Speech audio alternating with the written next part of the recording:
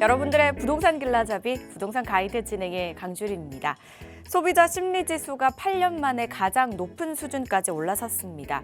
불확실성을 키웠던 이 한미 관세 협상이 타결이 되면서 심리가 좀 빠르게 회복이 된 건데요. 하지만 집값 상승에 대한 기대감은 정부의 강한 규제 속에 한풀 꺾였다고 합니다. 과연 집값 상승을 향한 기대감은 언제쯤 또 상승세로 돌아설 수 있을지 여러분들의 고민과 함께 시장 대응 저희와 함께 해보시기 바라겠습니다. 방송 보시다가 부동산 관련해서 궁금하시거나 전략 필요하시다면 저희 전화 또는 문자 활짝 열어놓고 여러분들 기다리고 있습니다. 02-2638-3962번, 서울 전화 02-2638-3962번으로 전화 주시거나 또는 샵 3989번으로 궁금하신 내용 적어서 지금부터 보내주시기 바랄게요. 자, 그럼 부동산 가이드 오늘도 힘차게 출발합니다.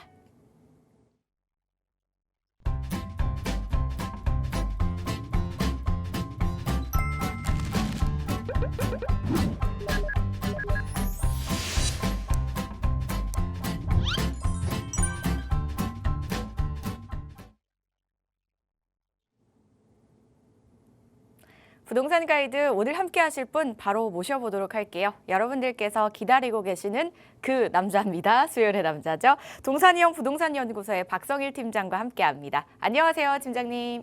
안녕하십니까. 시청자 여러분 반갑습니다. 동산이형 박성일 팀장입니다. 제가 방송 시작하기 전에 항상 시청자 여러분들의 건강 안위를 좀 여쭤보는 것 같습니다. 아직 겨울이 시작되지도 않았는데 독감이라든지 A형 간염과 같은 호흡기 질환 때문에 고생들을 많이 하시는 것 같아요. 시청자 여러분들 중에서도 독감 때문에 지금 끙끙 앓으시면서 시청하시는 분들도 계시지 않을까 그런 생각이 드는데 항상 건강 유의하시길 당부드리겠고요. 그래야 또 이제 박스경제TV도 꼼꼼하게 시청해 보실 수 있으니까 건강관리 유의하시길 좀 당부드리겠습니다. 아울러서 한 가지 말씀드리고 싶은 게 한 그 부동산 연구 조사 결과가 나왔는데 서울의 부동산 평균 매매가가 평당 대략 5,800만 원 정도, 그리고 수도권 같은 경우에는 지금 3,300만 원 정도, 이를 환산하면 34평 기준으로 서울은 한 대략 20억 정도 되는 거고요. 경기도 같은 경우에는 11억 정도가 된다고 합니다. 지금 평균 집값이 이 정도로 거래가 되고 있다는 뜻인데 여러분들의 지금 살고 계시는 주택, 이런 주택은 지금 평균 20억이 넘나요? 아니면 11억이 넘나요? 이런 것들을 좀 고민해 본다 그러면 우리나라 부동산 시장이 계속해서 오르겠구나, 떨어질 생각을 전혀 안 하고 있구나, 이런 생각을 가지시고 좀 부동산을 접근하셔야 되지 않을까 그렇게 생각이 듭니다. 오늘 같은 경우에는 좀 특정 지역에 대해서 설명을 드릴 예정인데 아주 유용한 자료가 되실 테니까 방송 끝까지 시청해 보시면 양질의 인사이트 얻으실 수 있는 그런 것들 준비해 놨습니다. 끝까지 시청을 부탁드리겠습니다. 서울 평균 집값이 20억을 넘어섰습니다. 사실 얼마 전만 해도 중위 가격이 뭐 이제 9억이다, 12억이다 이랬던 것 같은데 어느새 20억 원을 넘어섰습니다. 시간이 가는 것보다 집값이 올라간, 중위 가격이 올라간 속도가 더 빠르다라는 느낌이 참 드는데요. 이럴 때 그동안 나는 뭐 했을까라고 생각하시는 분들 참 많으실 것 같아요. 저 또한 마찬가지입니다. 그래서 여러분 함께 좀 고민하시면서 지금이라도 늦지 않았을까 하는 전략 한번 세워보시면 어떨까 싶거든요. 그 자리 마련되어 있습니다. 설명 바로 들어볼게요. 부동산을 항상 접근하실 때 좀 고민해 보셔야 되는 게 적절한 타이밍은 언제일까, 이런 것들을 많이 고민하시게 되는 것 같은데 사실 그 적절한 타이밍은 바로 지금입니다. 내가 할 수 있을 때 해야 되는 게 바로 부동산이거든요. 재지 마시고 지금 여력이 되신다 그러면 꼭 부동산 매수 타이밍 딱 잡아가지고 준비하시기 바라겠습니다. 저희가 매주 목요일마다 세미나 진행하고 있습니다. 당장 내일 오후 2시에 세미나가 개최될 예정이고요. 공덕역에서 가장 가까운 사무실입니다. 아래에 전화로 연락 주시면 위치 정확하게 안내를 해드릴 테니까요. 시청자 여러분들의 귀한 시간 내주셔서 꼭 참석해 주시길 바라겠습니다. 네, 참석하셔서 다양한 이야기 나눠보시고요. 일단 나에게 맞는 전략 이야기 나눠보실 수 있다고 하니까요. 참고해 보시길 바라겠습니다. 그리고 이제 또 다른 전략이죠. 경매 관련해서 강의가 준비가 되어 있다고 하는데요. 경매는 어떤 내용일까요, 팀장님?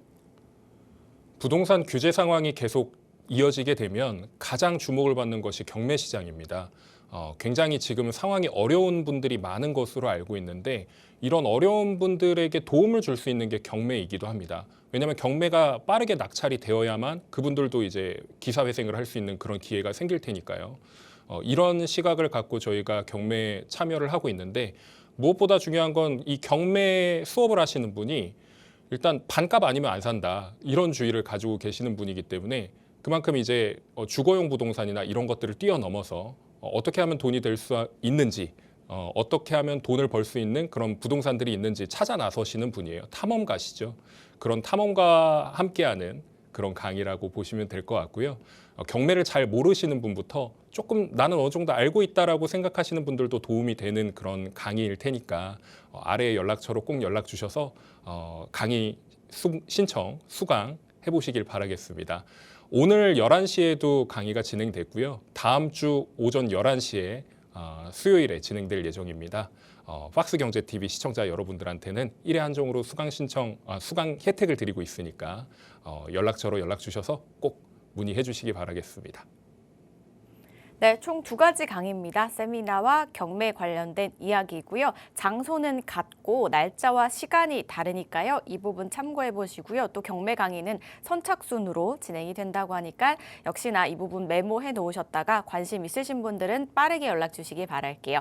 02-2638-3962번과 샵 3989번 활짝 열려 있으니까요. 많은 연락 주시기 바라겠습니다. 저희는 오늘 또 지역 전해주신다고 하셨잖아요. 어떤 지역인지 바로 한번 떠나볼 텐데요. 제가 살짝 힌트를 드려볼게요. 서울에서 4번째로 큰 재개발 사업지라고 하고요. 그리고 또 하나는 고도지구 제한으로 개발에 그동안 좀 어려움이 있었는데 이번에 이 규제가 전면 개편이 되면서 개발에 좀 활력을 불어넣는 곳이라고 하거든요. 어떤 곳일지 박성일 팀장과 함께 바로 들어보겠습니다. 네, 시청자 여러분들께서 살짝 오해가 있으실까 봐 팩트를 먼저 설명을 드리자면 서울에서 4번째로 큰 이곳인데 재개발 지역으로서 큰 곳이지만 앞에 괄호가 붙여 있습니다. 신통기획입니다. 신속통합기획. 이 신속통합기획으로 선정된 서울의 112개의 현장 중에서 4번째로 가장 큰 그런 현장이라고 보실 수 있겠고요. 면적이 무려 대략 4만 평 이상 정도 되는 그런 굉장한 땅에 아파트를 지을 계획입니다. 이곳은 과연 어디일지 저와 함께 이야기 나눠보시죠. 우선 지역에 대해서 좀 이야기를 하기 전에 재개발에 대해서 좀 궁금하신 분들이 많으실 테고 또 재개발을 어느 정도 인지하고 이해하고 계신 분들이 가장 접근하실 때 중요도로 따져보는 것 중에 하나가 바로 이런 것들입니다. 여러분들이 보시기엔 좀 어떤 게 가장 중요하다고 보시나요? 저 같은 경우에는 제 제작자의 의도가 명확하게 되어 있는 게 바로 입주권입니다. 입주권. 이 입주권이라고 하는 것은 결국엔 내가 아파트를 받을 수 있냐 없냐에 대한 권리죠.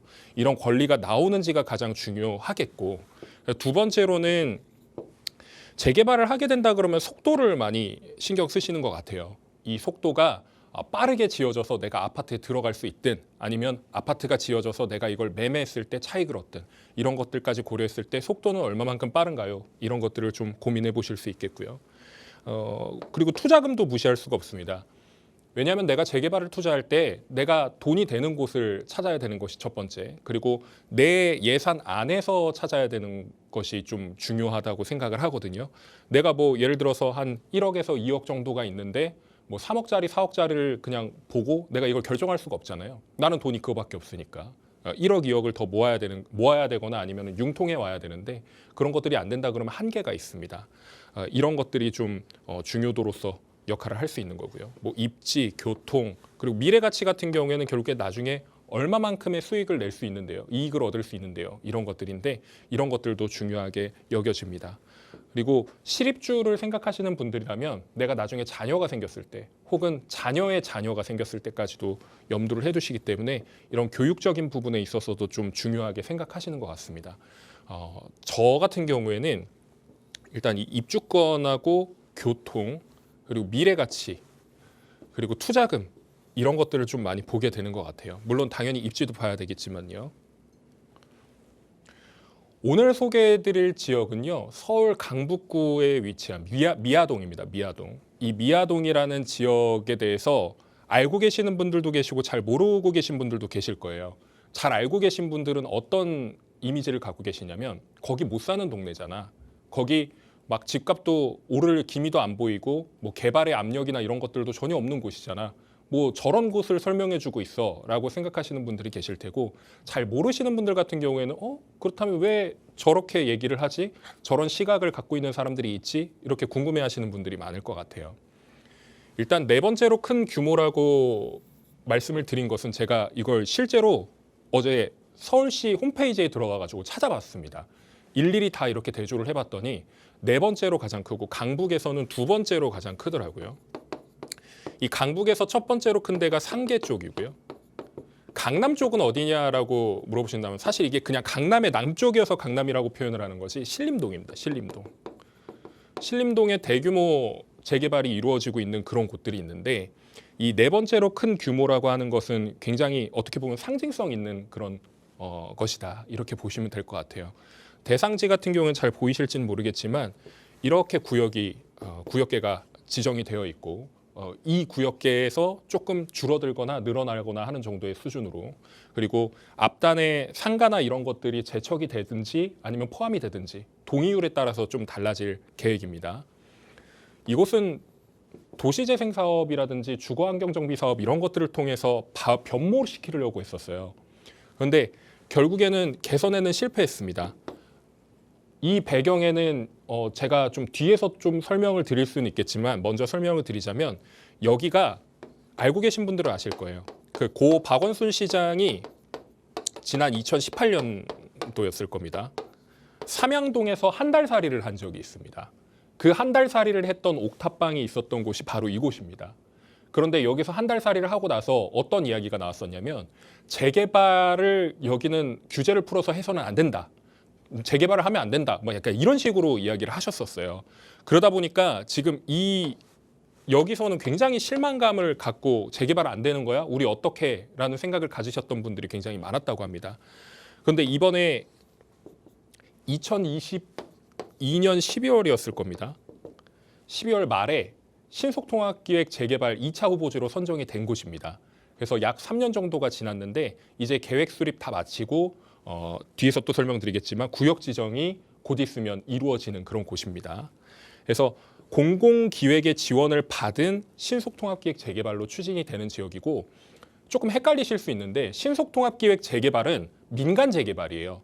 근데 생각하시는 게 좀 이제 다르신 분들이 공공재개발로 인식을 하시는 게 있거든요. 뭐 LH나 SH의 지원을 받아서 하는 그런 사업이다라고 생각하시는데 공공 아닙니다. 민간입니다.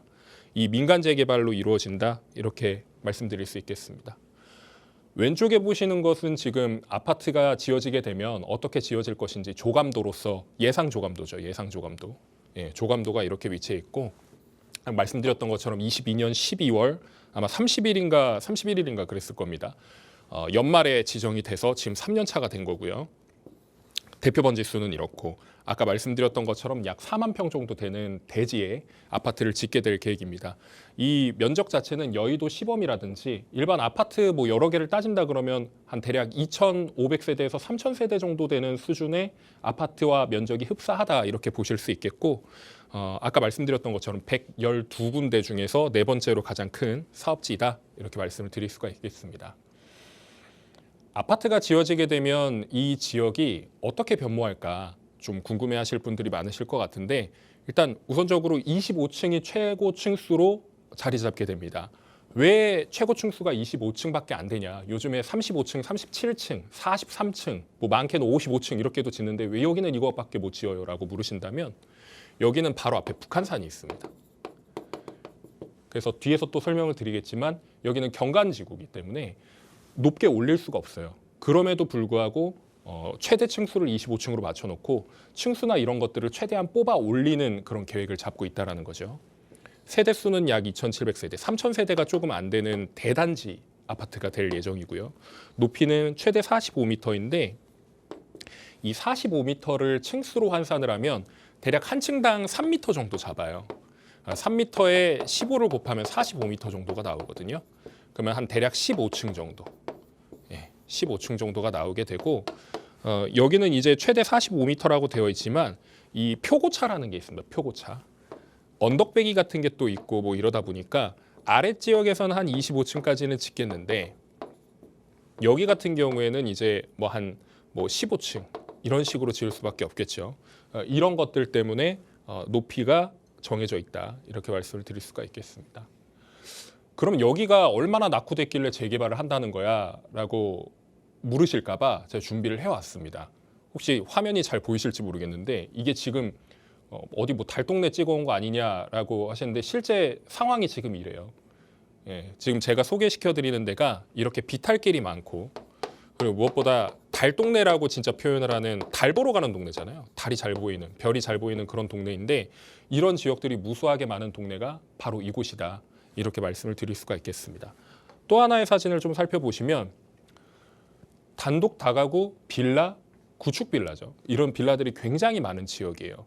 그러다 보니까 점점 언덕배기로 올라가면서 이런 식으로 주택들이 조성이 되어 있는데 비슷한 것들을 많이 보신 적이 있을 겁니다. 대표적인 이런 비슷한 사례가 어디가 있나요? 한남 뉴타운. 이런 쪽도 이런 식으로 달동네처럼 되어 있고 이렇게 계속 쭉 올라가야 내 집으로 올라갈 수 있는 그건 굉장히 살기가 어려운 지역이죠.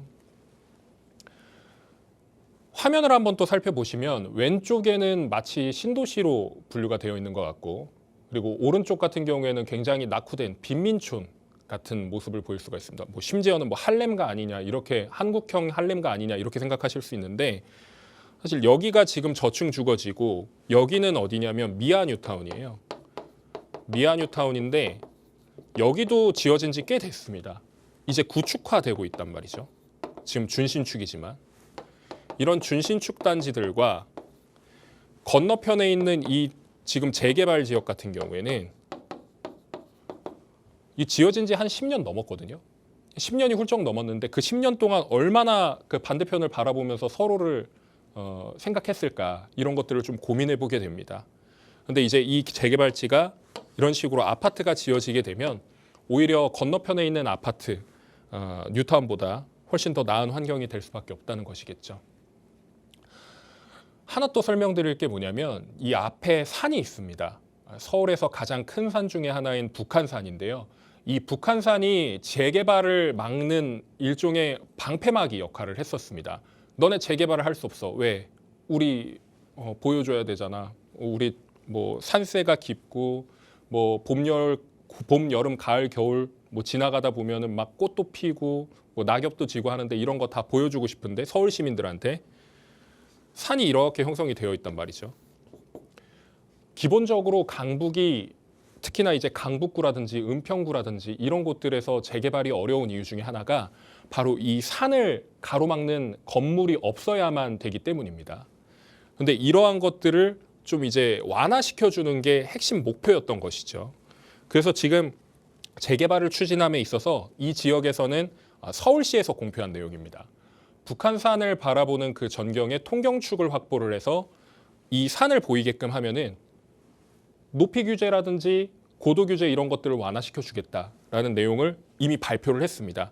그래서 여기 잘 보이시지는 않겠지만 이게 뭐냐면 조망 확보 구간이라고 해서 산이 잘 보일 수 있게끔 하겠다라는 내용이고 여기서는 이제 아파트를 이렇게 짓는다 그러면 마냥 이렇게 다 높게 짓지 않고 높낮이 이런 것들을 좀 고려를 해가지고 짓겠다라는 게 핵심 포인트입니다. 그리고 아까 말씀드렸던 통경축을 확보를 해서 산이 건물 사이로 잘 보일 수 있게끔 하는 그런 것들을 준비하는 것이죠. 그리고 무엇보다 이제 그 아파트 가로가로 사이에 이렇게 딱 아파트가 있다 그러면 아파트가 아파트를 막는 그런 그 전경을 만들지 않아요. 요즘 같은 경우에는 하나를 뚫어 놓습니다. 그러면 내가 아파트에 가만히 서 있을 때 그 맞은편이 보이게끔 한단 말이죠. 그래서 이런 통경축을 확보를 해서 여기가 산이거든요. 이 산이 잘 보일 수 있게끔 하는 그런 경관 심의 같은 경우에도 통과할 수 있게끔 하는 그런 규제 완화를 추진을 하고 있다.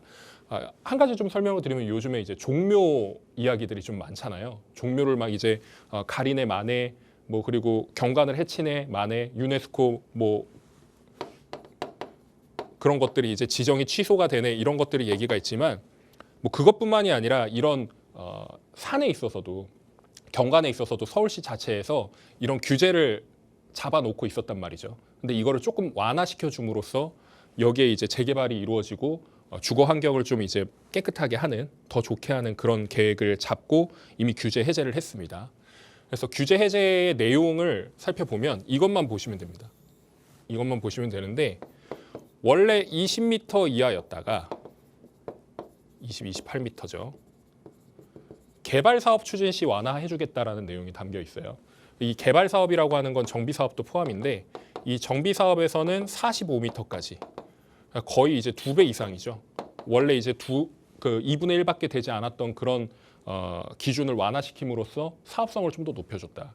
근데 좀 사업성을 높이는 게 능사는 아니다라고 이야기를 하시지만 사실 이런 지역들에서는 이렇게 완화를 시켜주게 되면 굉장한 이점을 갖고 사업을 할 수 있다는 점이 인센티브라고 볼 수 있겠죠. 그래서 이제 이 왼편을 보시면 여기가 이제 그 구역 지정이 곧 될 곳인데 여기에 가장 높은 표고차가 몇 미터 정도 되냐면 한 57m 정도 됩니다. 예, 층수로 살펴보면은 3을 나눈다 그랬을 때 대략 한 20층이 조금 안 되죠. 19층 정도 되는 것 같습니다. 19층의 높이에 언덕배기가 있습니다. 19층 높이의 언덕배기. 그럼 여기는 이제 몇 미터로 올릴 수 있을까 이런 것들을 따져봤을 때 몇 미터 못 올리죠. 예. 그런데 층수를 이제 완화해주기 때문에 층수라든지 높이라든지 이런 걸 완화해주다 보니까 여기에다가도 아파트를 지을 수 있게 되는 겁니다. 뭐 아파트를 못 짓게 된다고 하더라도 여기다가 뭐 공원을 만든다든지 아니면 적절한 설계를 통해서 만들게 되겠죠. 그래서 완성되는 게 바로 이런 부분들입니다. 단차가 발생하는 부분. 예를 들면 잘 보이시지는 않겠지만 제가 그림으로 한번 환산을 해볼게요. 뭐 이런 식으로 언덕이 있다 그러면 여기에 뭐 이제 집이 있고 뭐 이런 식으로 있단 말이죠. 원래. 그런데 이걸 허물고 나서 아파트를 짓게 되면은 여기를 이제 지하층으로 씁니다. 이쪽을. 지하층으로 쓰게 되는데 이 지하 같은 경우에도 여기서 이제 보이는 게 지하지 원래는 여기도 짓는다 그러면은 1층으로도 쓸 수 있고 2층으로도 쓸 수 있고 언덕을 없애버리면요. 근데 이 언덕을 없애지 않고 이런 식으로 테라스 하우스 단차 발생하는 부분들을 이제 테라스가 갖춰져 있는 집으로 만든다든지 아니면 이런 주민 공동시설 뭐 상가라든지 이런 것들을 통해서 공간을 활용하겠다. 이런 것들을 갖춰져 있는 것이 지금 설계의 내용이다 보실 수 있겠고 이 설계는 지금 서울시에서 준비를 하면서 같이 제안을 한 거기 때문에 이대로 갈 수도 있고 아니면 또 조합이 설립이 되고 나서 사업을 다시 추진하게 되면 또 설계가 바뀔 수 있습니다. 근데 이 기본적인 설계는 가지고 간다라는 얘기겠죠. 공공보행로도 마련을 할 것이고요. 아파트가 지어지게 되면 뭐 표고차가 있기 때문에 높이를 높일 수 없다 이런 식으로 말씀드렸는데 여기에 나와 있습니다. 저층부는 8층 정도 수준으로 높이겠다. 얘는 이제 7층 정도 되는 거고요. 여기는 6층 이하 저층 배치하겠다. 이런 것들이 구성이 되어 있는데 최고층이 25층이라고 말씀드렸잖아요. 그래서 아파트가 지어진다 그러면은 여기는 제일 높은 데다 그러면은 이쪽은 이제 좀 한 낮은데 아니면 여기는 이쪽으로 좀 낮은데 이런 식으로 높낮이를 설정을 해서 설계를 하겠다. 이런 내용들이 담겨 있습니다. 현재 재개발 전인 상황의 모습인데요. 지금 흰색으로 표현되어 있는 것이 도로이고 이 도로가 골목이나 골목 중간에 이제 X 표시가 되어 있는 게 사도예요. 사도. 이 사도가 뭐냐면 뭐 죽은 도로라고 표현을 하는데 직역하면 그러니까 끊긴 도로죠. 끊긴 도로. 이 끊긴 도로들이 굉장히 많다라는 겁니다. 그래서 이 끊긴 도로 때문에 연결이 되지 않는 그런 지역적 특성을 반영을 해서 아예 대로를 만들겠다. 중로를 만들겠다. 이런 것들을 도로를 이제 통합을 시켜가지고 좀 원활하게 갈 수 있고 안전을 확보할 수 있고 그리고 요즘에 문제가 되는 게 소방차 이런 것들 못 들어가가지고 화재 그런 것들이 좀 위험이 있고 그런 것들을 이제 최대한 생각을 해가지고 도로를 확보하겠다 이런 계획들을 담고 있습니다. 그래서 재개발 후에는 아파트 내부에 이제 중간 통로라고 하죠. 관통도로 같은 것들이 이제 완성되게 될 거고요. 이런 것들이 이제 지금 이미 갖춰져 있는 대로변들 4차로라든지 5차로 정도로 확복할 계획을 잡고 있다고 합니다. 지금 기존에 4차로가 되어 있는 곳은 조금 더 넓혀서 5차로로 확보를 함으로써 교통체증이나 이런 부분들을 좀 더 보완을 하겠죠. 그만큼 세대수가 늘어나니까요. 재개발이 완성이 되면 이 주변은 천지개벽을 하게 됩니다. 이 천지개벽이라는 단어를 너무 자주 써가지고 조금 어떻게 보면 이 워딩이 맞나 이렇게 생각하실 수 있는데 여기는 좀 다릅니다. 왜 그러냐면 이제 기름 뉴타운이 완성이 되었죠. 여기는 뉴타운에 있어서는 좀 상징적인 곳입니다. 이 기름 뉴타운이 시범 뉴타운이었어요. 그래서 서울 안에서 뉴타운 사업을 하고 뭐 하고 할 때 여기를 가장 우선적으로 처리를 해줬던 곳이고, 이 기름 뉴타운이 하나 더 말씀을 드리자면 하겠다라고 해가지고 준비를 해서 착공까지 완성시킨 게 1년 정도밖에 안 된다고 합니다. 대단하죠. 지금 뭐 시작하겠다, 사업하겠다 하고 나서부터 착공까지 1년 절대 불가하거든요. 근데 이곳은 1년 만에 했다라는 거죠. 그래서 완성되었던 그런 지역들, 그리고 최근에 완성됐던 곳들까지 지금 아파트의 가격 상승을 견인을 하고 있고, 인프라가 갖춰져 있는 곳들이기 때문에 여기서 이제 압력을 받아서 계속해서 상승을 하고 있는 그런 상황이고요. 미아뉴타운 같은 경우에도 기존에 완성된 곳과 앞으로 완성될 곳들이 이제 서로 조화롭게 이어지면서 가격이 형성될 그럴 상황입니다. 저희가 지금 보고 있는 지역은 바로 이 지역인 것이죠. 그래서 앞으로 이 상황이 계속될 거거든요. 얼어 죽어도 신축이라는 건 계속될 겁니다. 서울 안에서 신축 아파트가 조성이 되고 심지어 대단지의 아파트가 조성이 된다. 이런 것들을 생각한다면 이곳은 좀 집중적으로 살펴보실 필요가 있는 거겠죠. 그리고 설명은 아직 안 드렸지만 여기에 경전철이 이미 들어와 있습니다. 우이 신설선이라고 하는 강북구 우이동에서 그리고 아래쪽에 동대문구 신설동까지 이어지는 경전철은 이미 들어와 있다, 이렇게 말씀을 드리겠습니다. 뭐 또 하나 설명을 드리자면 또 이제 연결이 하나 된다고 하는, 연장이 된다고 하죠. 방학역까지인가로 제가 알고 있는데 거기까지 연장이 됨으로써 좀 더 넓은 바운더리까지 커버가 가능한 그런 지역으로 변모할 것이라 보고 있습니다. 아까 제가 처음에 교육 말씀드렸을 거예요. 교육. 보통 뭐 신도시를 간다든지 아니면 입주를 할 때 고려해야 되는 부분 중에 하나가 바로 이 학군인데요. 물론 이 강북구의 학군이 좋다고는 표현할 수 없습니다만, 앞으로 이제 학교라든지 아이들을 이제 교육하는 데 있어서는 학교가 집하고 가깝고 그리고 학원가가 가깝고 이런 것들을 충분히 고려해야 되는 부분이거든요. 근데 이 재개발 구역 안에서 초등학교 2개와 중고등학교 하나가 위치해 있습니다. 이 솔샘중 솔샘고는 이쪽 지역에서 잘 아시는 분들이라 그러면 이 미양초, 미양중, 미양고였던 곳인데요. 이게 2023년도에 명칭이 바뀌었습니다. 바뀐 이유 중에 하나는 조금 이름이 부르기가 그리고 듣기가 조금 생소하지 않냐, 좀 안 좋지 않냐, 이런 것 때문에 바뀌었다고 해요. 이미지 변신을 하기 위해서 바뀌었는데, 그렇다면 여기는 왜 안 바뀌었을까 좀 고민을 해봤어요. 그래서 찾아도 봤는데 제가 봤을 때는 앞으로 이제 아파트가 지어지게 되면 여기도 이제 솔샘초등학교로 바뀌지 않을까 하는 그런 생각을 해봅니다만, 어찌됐건 간에 이 재개발 구역 안에서 아파트가 거의 3,000세대 규모로 지어지게 되면 무조건 초등학교 배정은 단지별로 2개로 나눠질 것이고 중고등학교도 저쪽으로 이동할 겁니다. 그렇게 된다 그러면은 학교에서 가장 가까운 아파트, 어떻게 보면 학부모들이 가장 좋아하는 아파트가 될 수 있겠죠. 그리고 여기 이거를 더블 역세권이라고 표현하시는 분들도 계신데, 사실 더블 역세권은 교차하는 지점을 의미를 하거나 아니면 호선이 다른 걸 의미를 하죠. 근데 이제 여기 이쪽으로도 갈 수 있고 이쪽으로도 갈 수 있다.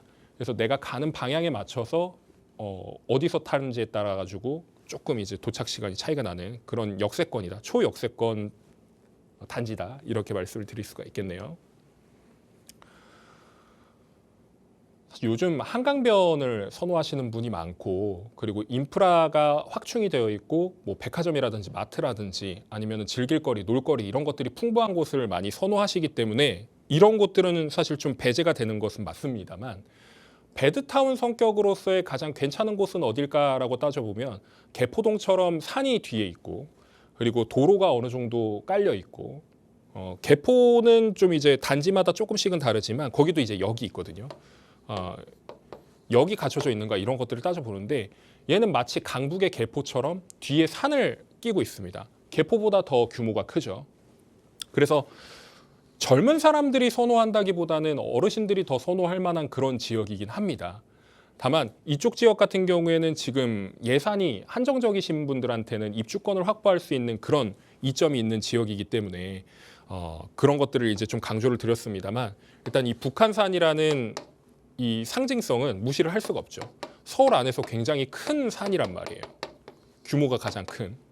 그리고 이쪽 보시면 생태숲이나 자연공원들이 확보가 되어 있기 때문에 산책이라든지 건강을 생각하시는 분들한테는 굉장한 이점이 되는 그런 위치다. 이렇게 말씀을 드릴 수가 있겠고, 옆에 이제 미아역이라든지 미아 뉴타운, 기름 뉴타운들이 자리 잡고 있고, 그리고 미아 쪽 같은 경우에는 지역 중심으로서의 역할을 할 수 있는 그런 플랜들이 짜져 있습니다.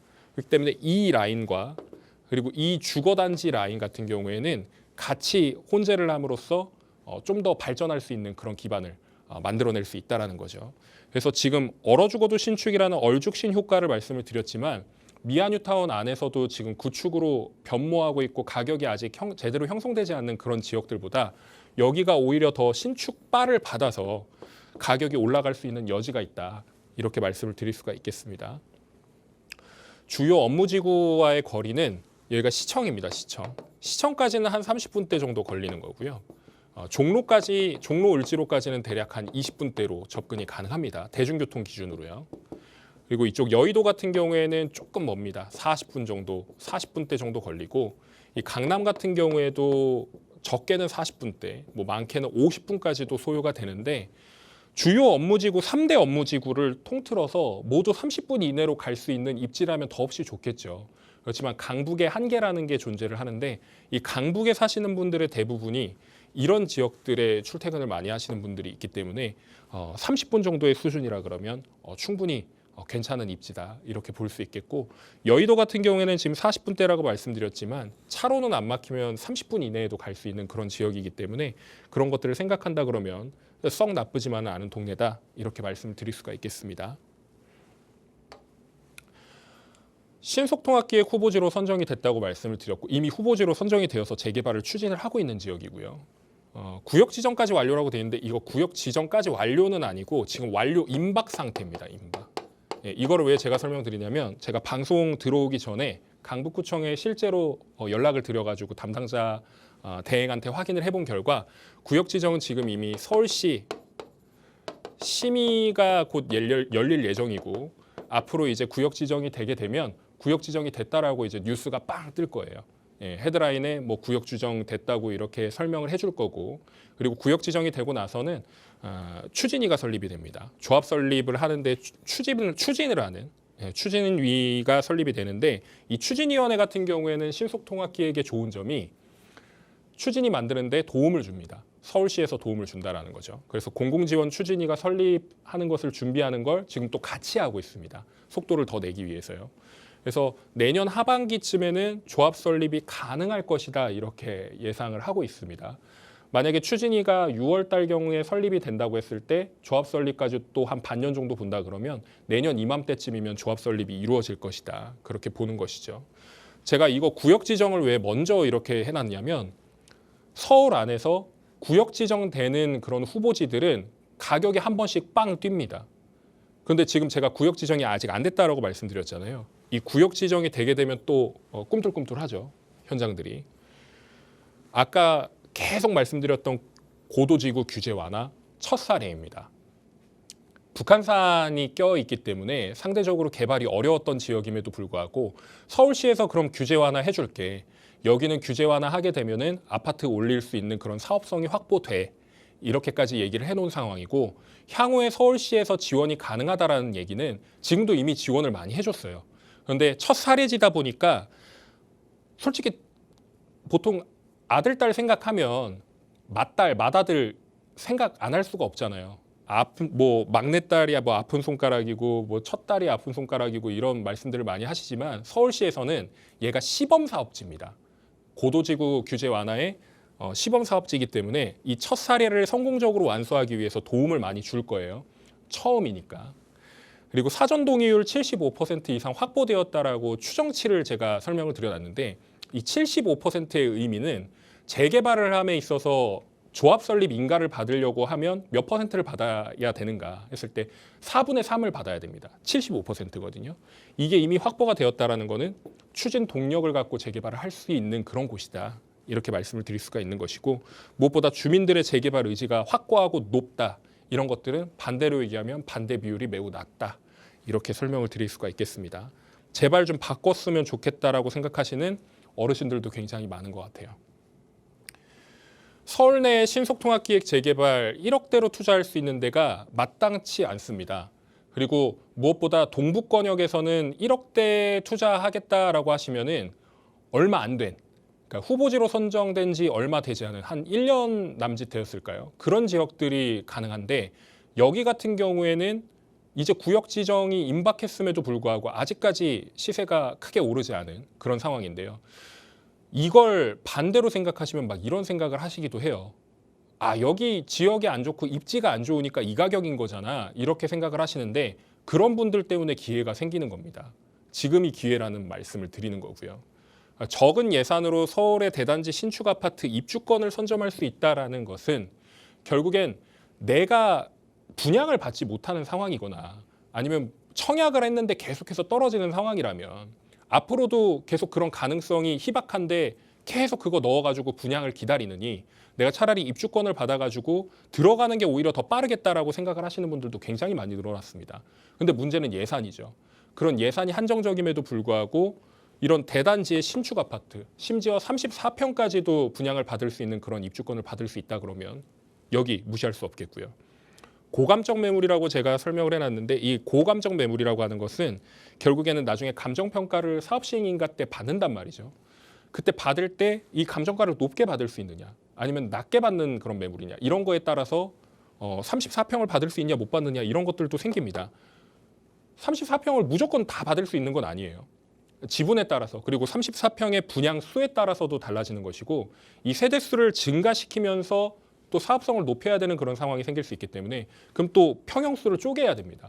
조합원들한테 가야 할 34평을 25평으로 바꾸거나 18평으로 바꾸거나 이렇게 해야 된다는 거거든요.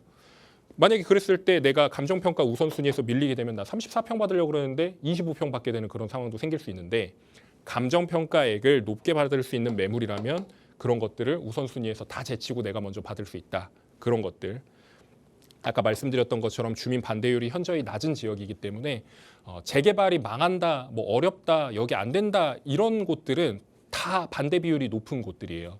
근데 굉장히 낮은 지역이니까 안전한 부분에 있어서도 좀 생각을 해볼 수 있는 그런 지역이다. 이렇게 말씀을 드리겠습니다.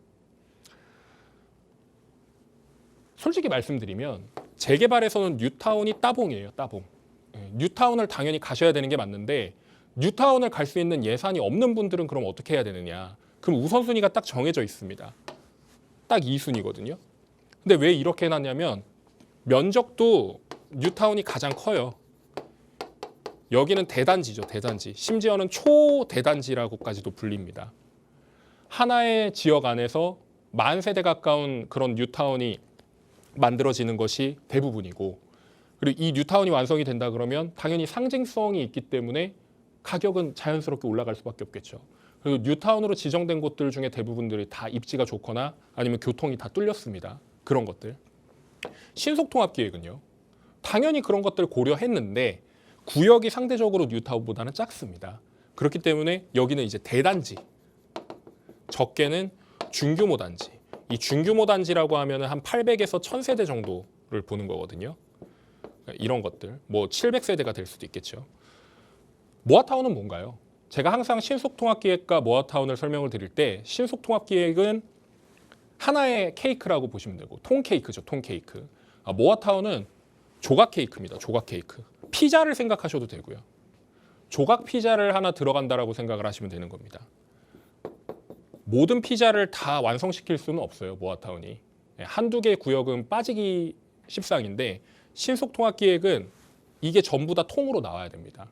그렇기 때문에 신속통합기획이 좋다라고 이야기하시는 분들이 그런 이야기를 하시는 것이죠.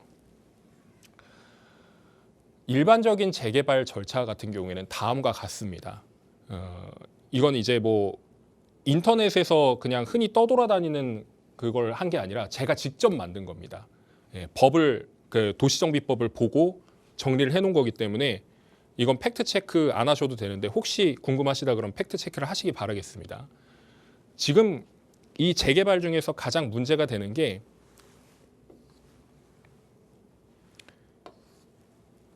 아파트를 짓기 전까지 그 땅 다지는 그 기간이 굉장히 오래 걸리는 그런 상황인 거고요. 두 번째로는 여기가 더 문제입니다. 여기가 속도가 안 나기 때문에 지금 재개발지에서도 막 가타부타 이거 되니 많이 이런 얘기들이 나오고 있는데 미아동 같은 경우에는 벌써 절반을 했다라는 거죠. 곧 있으면 정비구역이 지정이 되는 것이고 여기까지 이제 6개월 정도가 걸린다고 치고 여기서도 한 6개월 걸린다고 치면 벌써 이만큼까지는 1년이면 완성이 된다라는 겁니다. 서울시에서 주장하는 건 지금 그 조합 설립이 이루어지는 것까지 대략 한 3년 정도를 봐요. 계획 수립하고 나서 뭐 조합 설립 이루어지는 것까지 한 3년에서 3년 반 정도를 보는데 여기 같은 경우는 이미 다 준비를 해놨기 때문에 곧 있으면 조합 설립까지 완성을 시킬 수 있는 그런 발판까지 마련을 해놨다. 그리고 여기서 조합 설립이 이루어지고 나면 시공사 선정하게끔 되어 있습니다. 시공사가 누가 들어오느냐에 따라 또 달라지겠죠. 이런 정도의 규모라면요. 1군 건설사, 탑티어, 탑5 안에 드는 건설사들이 들어올 가능성이 높습니다. 흔히 말씀하시는 뭐 브랜드들이 있지 않습니까? 그런 브랜드들이 들어올 가능성이 매우 높고 건축 심의에 대한 부분도 아까 여기에는 각종 영향평가라든지 뭐 그리고 경관심의라든지 이런 것들을 받아야 되는데 이 경관심의에 있어서도 서울시에서 굉장히 능수능란하게 긍정적으로 검토할 가능성이 매우 높기 때문에 진짜 망한 과제를 제출하는 대학생 수준 정도가 아니라면 여기는 건축심의까지도 무난하게 통과를 할 가능성이 높고 여기도 이제 통합심의가 이루어지기 때문에 속도가 많이 단축이 된다는 얘기죠. 사업시행계획인가 때 이제 여기서 분양받으시게 되는 거고요. 조합원이 되신다고 하면. 그리고 일반적인 사람들은 이 착공 시에 여기서 선분양을 받게 되는 겁니다. 후분양 제도가 거의 없기 때문에 재개발 지역에서는요. 그래서 이런 것들을 생각하신다 그러면 여기 관심을 갖고 꼭 보셔야 됩니다. 왜냐하면 이렇게 속도가 빠른 곳들이 2차 후보지에서도 유독 여기가 좀 빠른 곳이기 때문에 이런 것들을 고민해 보신다 그러면 먹을 파이는 충분하다고 생각합니다. 지금 현재 이 상황이고 앞으로 이제 이게 구성이 되는 것이겠죠. 그리고 조합 설립인가 그리고 이 순으로 이렇게 가게 되는데 이제 절반 왔습니다. 서울시에서 가져온 자료인데 절반은 끝내놨으니까 앞으로 이제 남아있는 거는 아랫단밖에 남지 않았다. 근데 이걸 오래 걸린다라고 생각하시는 분들이 많은 것 같은데 엄청 오래 걸리지 않을 거예요. 예, 이런 곳들을 들어오셔가지고 투자하신다 그러면 분명히 수확이 있으실 겁니다. 마지막으로 좀 분양가에 대해서 좀 설명을 드리겠습니다. 현재 추정조합원 분양가가 나와 있습니다. 비례율은 저희가 법적으로 이제 정리가 되어 있는 것이긴 한데 사실 이 비율에 대해서는 할 말이 많습니다만 어쨌든 100을 기준으로 맞추거든요.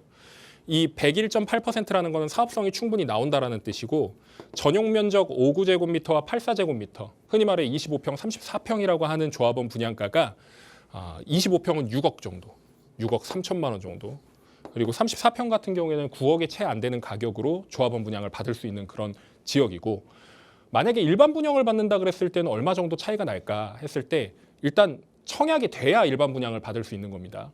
경쟁률이 치열하겠죠. 청약을 해서 당첨이 되고 나서 일반 분양을 받는다 그랬을 때 거의 한 1억에서 1억 5천만 원 정도 차이가 나는 겁니다. 일단 이렇게 차이가 나는 것인데 문제는 현 시점이에요. 현 기준이거든요. 이게 지금 평당 단가, 이 분양가거든요. 분양 단가인데 이거 분명히 올라갑니다. 가면서. 그러면 나중에 부담이 더 크게 되는 거 아니에요? 그만큼 아파트 가격이 올라갑니다. 예, 그런 것들을 생각해 봤을 때 지금 만약에 내가 투자를 할 수가 있다 그러면 지금 당장 미리 해놓는 게 중요하겠죠. 왜? 아파트 가격이 올라가면 당연히 투자 금액도 올라가게끔 되어 있습니다. 매매가는 그대로 있나요? 매매가가 올라가니까 당연히 투자 금액도 올라갑니다. 이런 부분들 때문에 지금이 기회다, 지금이 타이밍이다 이렇게 설명을 드린 거니까 꼭 이 지역 검토하셔가지고 좋은 결과 만들어내셨으면 좋겠습니다. 오늘 강의는 여기서 마치겠습니다.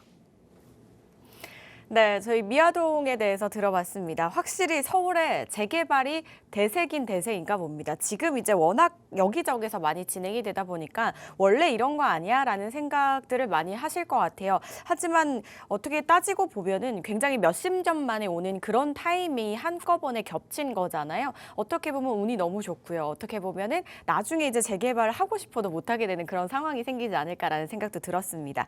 특히 지금 오늘 만나본 지역은요. 단독이나 다가구 또 빌라가 굉장히 이제 많은 곳이기도 하고요. 여기에다가 북한산을 끼고 있기 때문에 이 북한산 경관을 해치면 안 된다라는 이유로 그동안 고도 제한이 걸려 있어서 개발이 쉽지가 않은 곳이었습니다. 그랬는데 그 최대 난제였던 이 북한산 관련해서 조금 이 부분은 해결이 돼서 앞으로 이제 개발이 좀 잘 진행이 되지 않을까라고 말씀을 주셨습니다. 또 이 지역이 이제 경사가 있는데 그 지형에 따라서 건물 구성도 다르게 된다고 합니다. 내년에 이제 조합 설립이 예상이 되는 미아동 만나보셨는데요. 어떻게 변모할지 궁금하신 분들께서는요. 세미나 참석하셔서 한번 이야기 나눠보시기 바라겠습니다. 저희 세미나와 경매 강의 준비되어 있는데요. 자세한 설명은 잠시 후에 저희 팀장님께 다시 한번 들어보도록 하고요. 빠르게 문자 한번 만나보도록 할게요.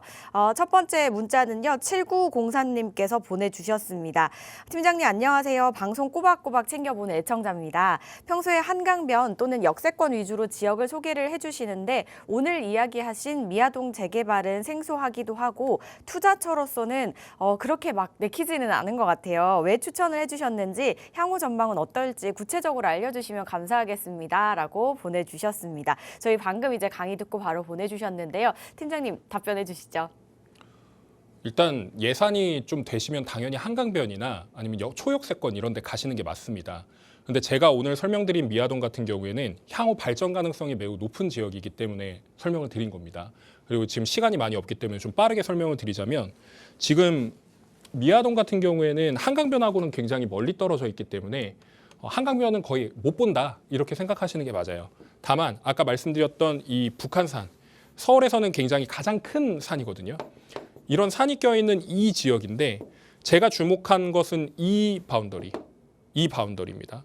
한 좀 이 정도까지 확장을 한다 그러면 지금 여기가 어디냐면 장이 뉴타운이에요. 그리고 기름과 미아 뉴타운이 이렇게 되어 있거든요. 그러면 이걸 묶어버린다 그러면 하나의 신도시급으로 봐도 무방하다는 게 제 생각입니다. 그런데 핵심은 지금 이 위쪽으로 올라와서 여기 이제 광운대역 개발이라든지 여기 재건축 있죠. 그리고 여기 뉴타운이고 여기도 재개발하고 있고요. 재개발하게 됩니다. 좀 더 위쪽으로 가면 창동 같은 경우에도 나중에 아레나가 생겨요. 서울 아레나라는 게 생기는데 이 아레나가 생기면 범위가 한 이 정도까지 확대됩니다. 그럼 여기도 베드타운으로 남아있는 그런 지역이긴 하지만 이쪽이 주거단지로 형성이 되게 되면은 하나의 바운더리를 만들어내게 돼요. 이미 계획은 다 잡혀 있고 여기에서 대단지 아파트가 들어가는데 재개발로서 이루어지고 속도가 좀 빠르다 그래서 여기를 주목해 봐야 되는 게 제 생각인 거고요. 그리고 앞으로 이런 지역들이 이미 선점하고 있는 사람들이 많아지게 되면 팔지 않습니다. 그냥 기다리거든요. 묻어놓고 기다리겠다라고 생각하시는 분들이 많기 때문에 예전에 은평 사례만 봐도 몇 천만 원으로 거의 막 한 6, 7억까지 갔단 말이에요. 물론 이 사례는 옛날이니까 가능한 이야기지만 지금 이 사례가 안 나오리라는 법은 없습니다. 물론 배수는 좀 적어지겠지만은 향후 투자금이 진척도에 따라서 달라질 수 있겠지만 나중에는 6억, 7억, 뭐 8억 이렇게까지도 갈 수 있는 지역입니다. 뭐 착공이라든지 관리처분 기준이라든지 이런 데까지만 간다 그러면 분명히 수확이 있는 그런 지역이니까 이런 부분들을 꼭 살펴보신다 그러면 좋은 결과 있으시리라 봅니다. 미아동 굉장히 좋게 보고 있고 앞으로 좋아질 지역이니까 관심 있게 지켜보시면 좋겠습니다. 네, 저희 시간이 없어서 빠르게 세미나와 경매 강의 이어서 설명 들어보겠습니다. 팀장님 빠르게 부탁드릴게요. 일반적인 유튜브라든지 방송을 살펴보시면 재개발에 대해서 구체적이고 명확하게 이야기를 하는 곳이 없습니다. 저 같은 경우에는 실무를 했기 때문에 오신 분들한테는 좀 꼼꼼하게 설명드리는 편이고 궁금하신 게 있다 그러면 다 풀어드리는 그런 시간을 마련하고 있습니다. 그런 세미나가 바로 내일 있는 거고요. 다음 주에도 있고 매주 목요일마다 있는데 제가 내일은 할 얘기가 많습니다. 예, 내일 시간 꼭 내주셔서 오신다 그러면 양질의 인사이트 얻으실 수 있게끔 준비하겠습니다. 아울러서 다음 주 수요일에는 경매 강의 있습니다. 경매 강의 꼭 신청하셔가지고 귀한 시간 내셔서 찾아오시면 정말 좋은 강의 해드릴 수 있도록 제가 준비하도록 하겠습니다. 많은 관심 부탁드립니다. 저희 방송에서 제공하는 정보는 투자 판단에 대한 조언일 뿐 해당 부동산의 가치 상승과 하락을 보장하지 않는다는 점 기억해 주시기 바랄게요. 저희 여기서 인사드리겠습니다. 시청해 주신 여러분 고맙습니다.